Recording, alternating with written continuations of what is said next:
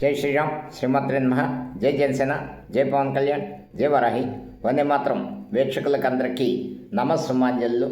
గత కొద్ది రోజులుగా భారతదేశంలో అస్తవ్యస్త పరిస్థితులు లోనవడానికి కారణమైన నీట్ పరీక్ష పత్రం లీక్ అవ్వడం.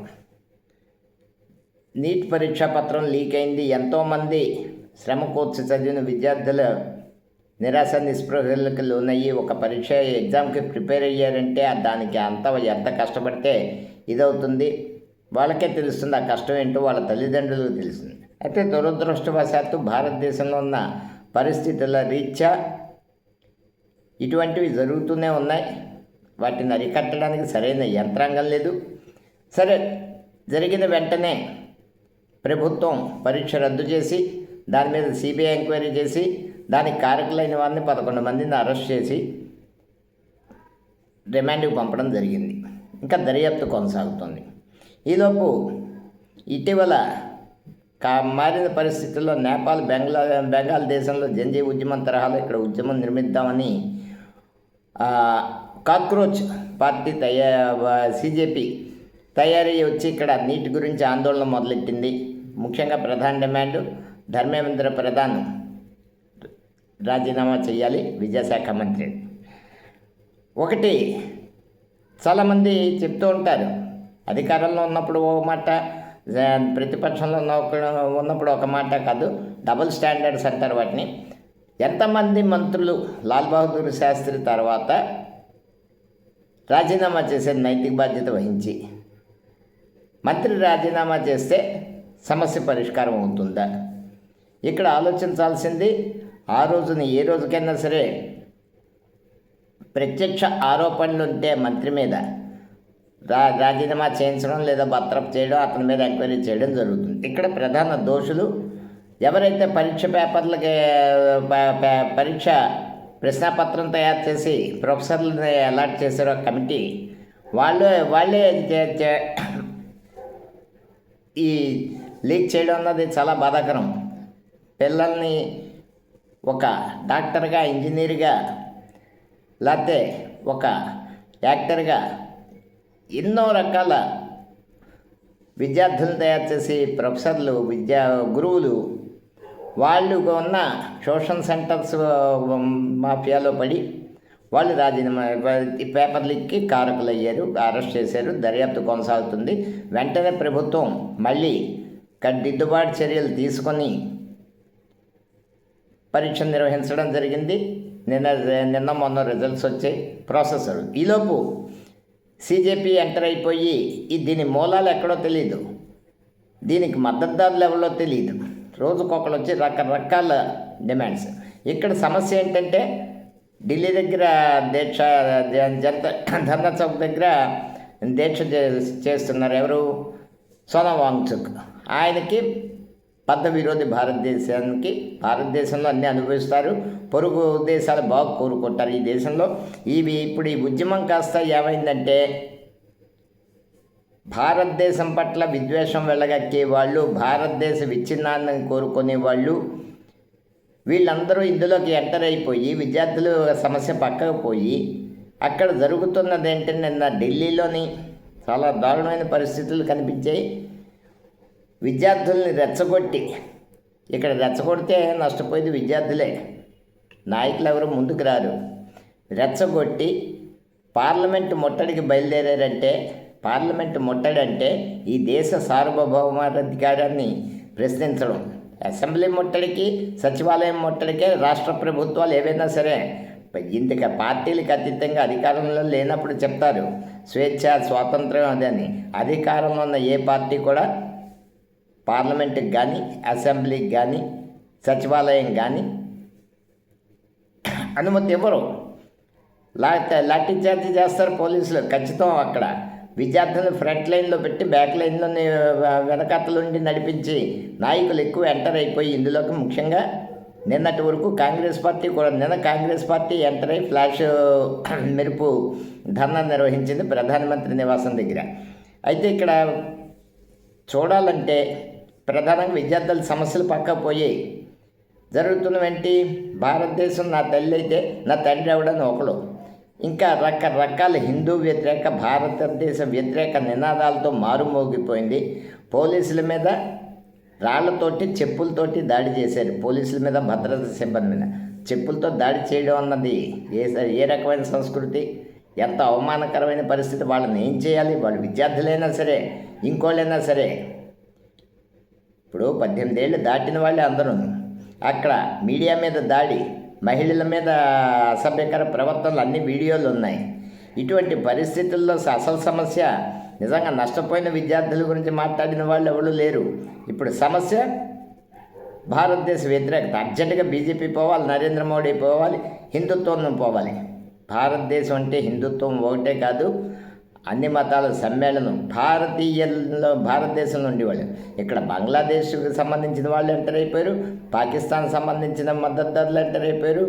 ఇక్కడ ఉద్యమం చేయడానికి వచ్చిన వ్యక్తుల మూలాలు ఎక్కడి నుంచి వస్తుంది, వీళ్ళ ఫండింగ్ ఎక్కడి నుంచి వస్తుంది, భారతదేశానికి వ్యతిరేక అన్ని దేశాలు కలిపి చేస్తున్న కుట్ర ఇక్కడ ఈ దేశంలో అస్థిరత్వాన్ని సృష్టించి బాగుపడాలన్నది ప్రధాన ఇది. అయితే అక్కడ ఇప్పుడు అలాంటివి జరిగే పరిస్థితి లేదు. దేశంలో ప్రజలు మేల్కొన్నారు. అన్ని మతాల వాళ్ళు, అన్ని కులాల వాళ్ళు కూడా మన దేశం కోసం గత 12 ఏళ్ళలో వృద్ధి నడుస్తుంది.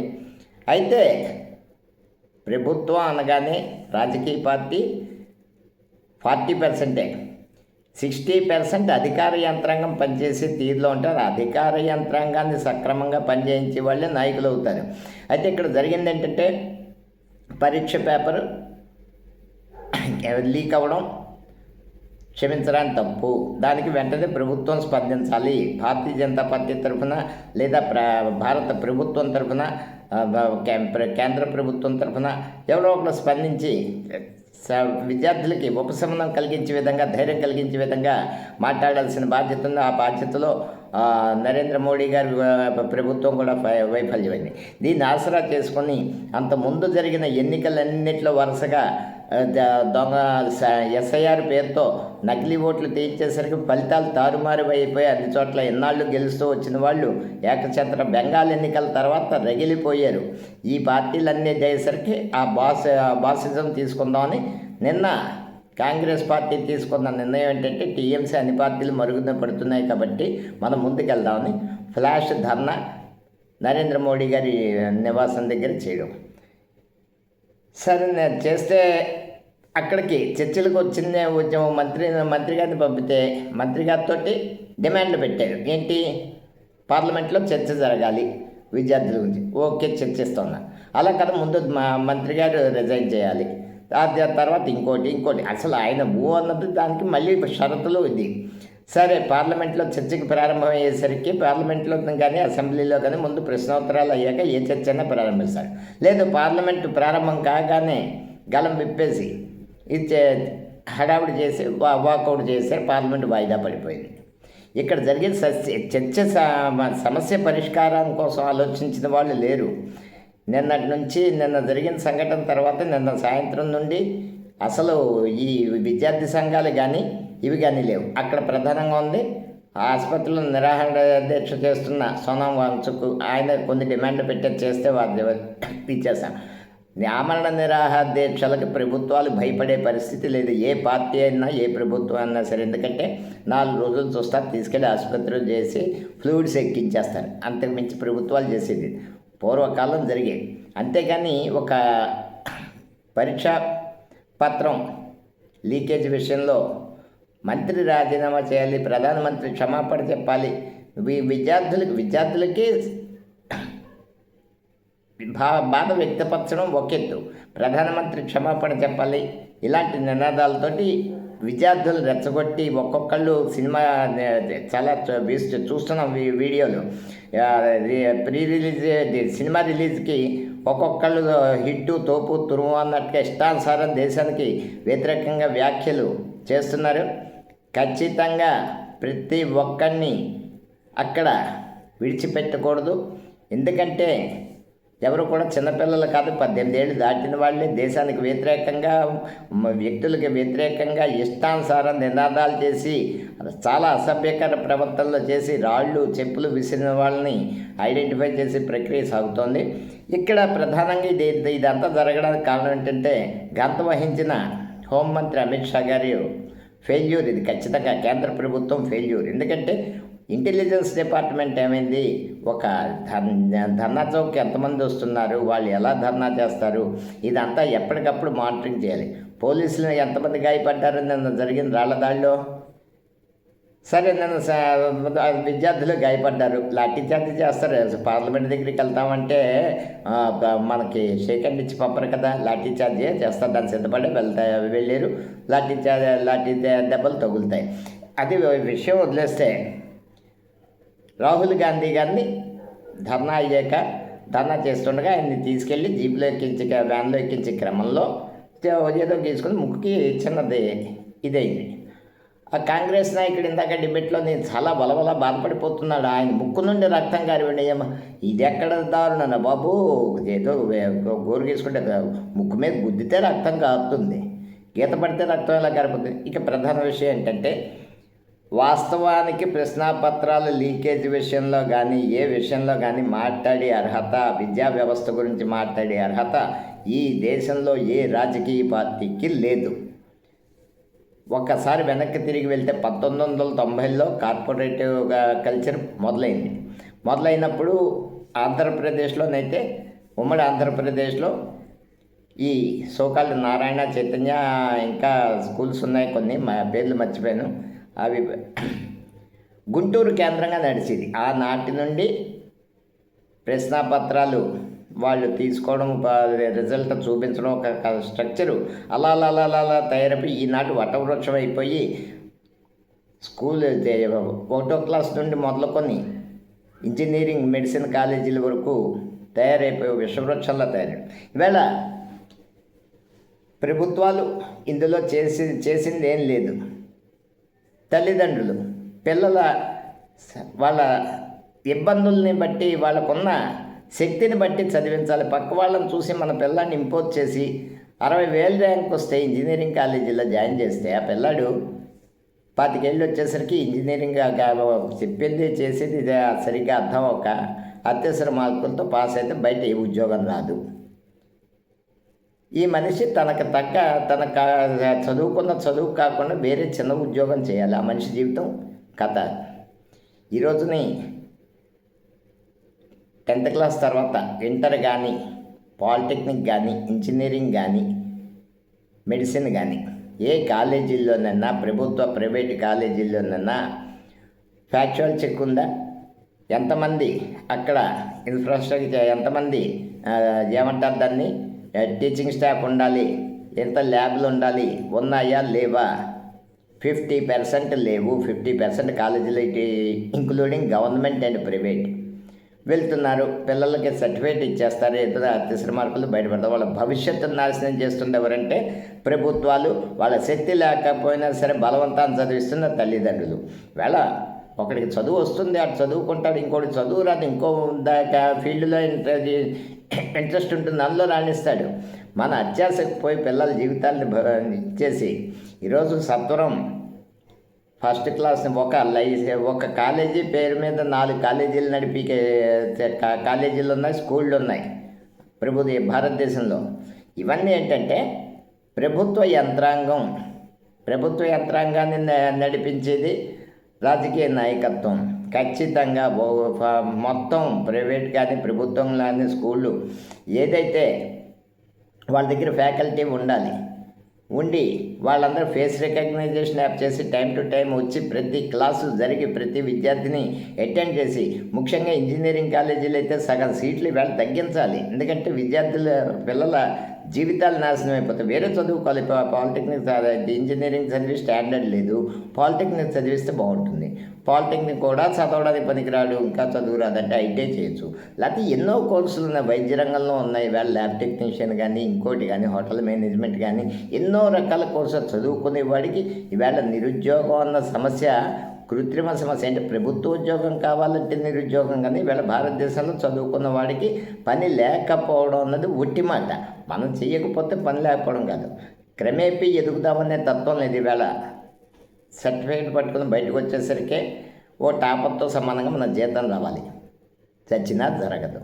కాబట్టి రాజకీయ పార్టీలని అన్నీ ఈ విద్యావేత్తలు మేధావులు అందరూ కలిసి కూర్చుని ఒక సరికొత్త స్ట్రక్చర్ తయారు చేసి విద్యా విధానం కింద నుండి పై స్థాయి వరకు సమూల మార్పులు జరిగిన నాడు ఇదవుతుంది. కానీ ప్రశ్నాపత్రాల లీకేజ్ అంటే టెక్నాలజీ పెరిగాక ఒక ఇద్దరు ముగ్గురుకు అప్పచెప్తారు బాధ్యత. అప్పచెప్పాక వాళ్ళు తయారు చేస్తారు పేపరు. వాళ్ళ దగ్గర నుంచి కాన్ఫిడెన్స్ బయటికి వెళ్ళకుండా ఉండాలంటే ఏం చేయాలి? వీళ్ళని ఆ పరీక్ష ఈ వరకు వీళ్ళు దాచాలి. దానికి ఎవరైనా ఒప్పుకుంటారా? దానికి ఇంకా ఇతరత్ర ఏం చేయాలో చదువుకున్న మేధావులు, వాళ్ళు, ప్రభుత్వాలు, రాజకీయ పార్టీలు అన్ని పక్షాలు కలిసి చేయాలి. కానీ నువ్వంటే నువ్వు అని అసలు సమస్య పక్కన పెట్టి దీన్ని లా అండ్ ఆర్డర్ ఇష్యూగా మార్చి మతాల మధ్య విద్వేషాలుగా, దేశాల మధ్య విద్వేషాలుగా, దేశం మీద విద్వేషంగా తయారు చేసిన ప్రతి ఒక్కరిని కూడా ఖచ్చితంగా శిక్షించాలి. ముఖ్యంగా అసాంఘిక శక్తులు ఇందులోనే ఎంటర్ అయ్యారు. ప్రతి ఒక్కరిని ఏరేయాలి. నాయకత్వం ఒక ఉద్యమం నిర్మించడం అంటే చాలా బాధ్యతాయుతమైన పని. అందులో అసాంఘిక శక్తులు వస్తాయి. ఆ బాధ్యత నాయకత్వం ఉద్యమాన్ని నిర్మించే వాళ్ళే చూసుకోవాలి. అందుకని ఉద్యమం అన్నది చాలా క్రమశిక్షణతో కూడుకోవాలి. మన చేయి దాటిపోకుండా తెలియ ఇక్కడ సంబంధం లేని వాళ్ళు ఎక్కడి నుంచి వచ్చి అభిజిత్ దీప్కే కానీ ఇంకోళ్ళు కానీ విదేశీ శక్తులు వచ్చి వీళ్ళకి ఫండింగ్ ఎక్కడి నుంచి వచ్చింది? త్రూ అవర్ భారత హోంశాఖ పూర్తిగా వచ్చేసి ఎక్కడ ఎన్నో ఎన్జిఓలు ఇక్కడ ఫండ్ గ్యాదరింగ్ చేస్తూ ఇక్కడ మోసం చేస్తూ ప్రజల్లో విద్వేషాలని రెచ్చగొడుతూ లా అండ్ ఆర్డర్ ఇష్యూ కింద దీన్ని దేశ భద్రతకి సంబంధించిన ఇష్యూ కింద తయారైన నాడు ప్రభుత్వం కఠినంగా అణిచివేయాలి. విద్యా విధానంలో పారదర్శక మార్పులు రావాలి. విద్యార్థి శక్తి కొద్దీ చదవాలి. కానీ విద్యార్థిని పిండేసి చూస్తుంటే బాధ అనిపిస్తుంది. పొద్దున్న 6 గంటల నుండి రాత్రి 9 వరకు పిండేస్తే మనిషి ఏం చదువుతాడు?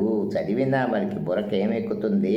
మానసిక ప్రశాంతత లేకపోతే ఎంత చదువు చదివితే అవుతుంది? అందుకే విద్యారంగంలో మార్పులు అన్నవి ఒక సామాజిక అంశం. ఇది ఒక భారతదేశ సామాజిక అంశం.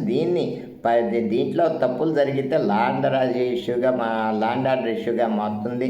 అనేక రకాల సమస్యలు వస్తాయి. కాబట్టి తక్షణమే భారత ప్రభుత్వం, అన్ని రాష్ట్ర ప్రభుత్వాలు, అన్ని రాజకీయ పక్షాలు, విద్యా సంస్థలు, అన్ని మేధావులు అందరూ కలిసి ఉమ్మడి ప్రణాళిక తీసుకొని విద్యారంగంలో సమూల మార్పులు. ఇప్పుడు రవీంద్రనాథ్ ఠాగూర్ గారు ఓపెన్ ఏలో గురుకుల పాఠశాలలు నిర్వహించారు. రవీంద్ర నికేతన్ అటువంటి మానసిక ప్రశాంతత ఉండి చదువు కావాలి. కానీ పిల్లల్ని పిండేసి రుబ్బేసి వాళ్ళ బుర్రలోకి చదువు ఎక్కించేస్తామంటే చదువుకుని వాళ్ళకి ఎక్కుతుంది. చదువుకొని average student, below average student పరిస్థితి ఏంటి? ఎందుకు ఆత్మహత్యలకు పాల్పడుతున్నారు? విద్యార్థులు ప్రెషర్ తట్టుకోలేక. ఈ ప్రెషర్ కారణం విద్యా సంస్థలు, తల్లిదండ్రులు. కాబట్టి వ్యవస్థలో మార్పు రావాలి. అన్ని సంస్థలు బయలుదేరి పనిచేసి ఇక్కడ రాజకీయ పక్షాలు ఏదైనా అధికారంలో ఉంటే ఓలా మాట్లాడితే ప్రతిపక్షంలో ఓలా మాట్లాడతాయి. ఇవాళ కిందటి ప్రభుత్వంలో మనకి ధర్నాలకు కానీ రాస్తారోకలకు కానీ పర్మిషన్ ఇవ్వలేదు. ఈ టైంలో ఈ ప్రభుత్వం అప్పుడు బాధపడ్డాం. ఇప్పుడు వచ్చాం, మనం ఇస్తామా పర్మిషన్?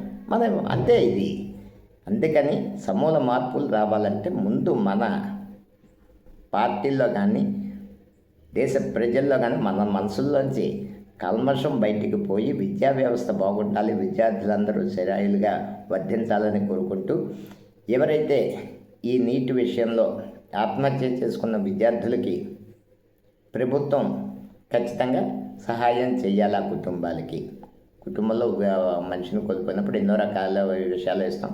అది ఇవ్వడం తప్పు కాదు, నేరం కాదు, ప్రభుత్వానికి చిన్నతనం కాదు. విద్యా వ్యవస్థలో పరీక్షల నిర్వహణ మరింత కఠినతరం చేయాలి. అన్ని ప్రభుత్వాలు కలిసి కోరుకుంటూ, భవిష్యత్తులో మంచి జరగాలని కోరుకుంటూ, అసాంఘిక శక్తుల్ని ఆదిలోనే అణిచివేయకపోతే హోంశాఖ మంత్రిగా అమిత్ షా గారు ఆలోచించుకోవాలి ఏం చేయాలో.